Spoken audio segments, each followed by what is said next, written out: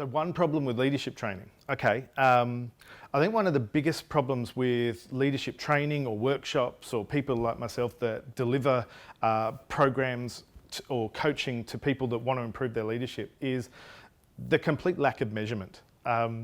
Having no measurement is in what is it that we're starting from? What's the base? So we often think of leadership behaviours as not being quantifiable. It's quite subjective.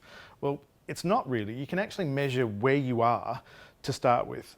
Often people use a Myers-Briggs or a DISC or something to measure, but they're normally personality tests. They don't look at individual leadership behaviour.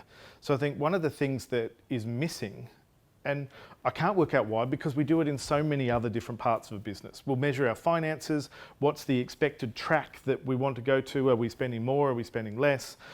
When it comes to a business, when it comes to whether people are late, we'll be able to know whether they're ahead of the curve, behind the curve. We don't do that with leadership training. So I think if there was one big fault, it's not measuring where someone's behaviours are to start with. And when it comes to leadership, it's such a broad topic. You know, is someone really good at defining their vision? Are they great at talking to people? Can they provide constructive feedback? Are they responsible? Are they accountable? There's all these different things. We say we want to improve leadership. Well, which bit?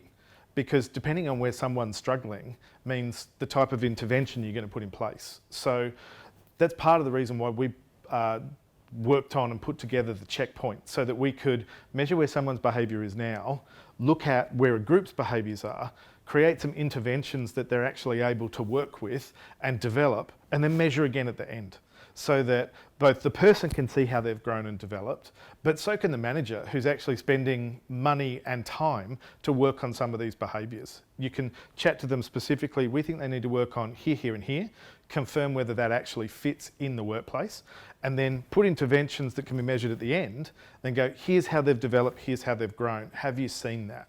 So I think that measuring, because that old adage of what isn't measured isn't done, well, you can spend a lot of money on leadership training that's not actually hitting the mark. So I think measuring is going to make all the difference.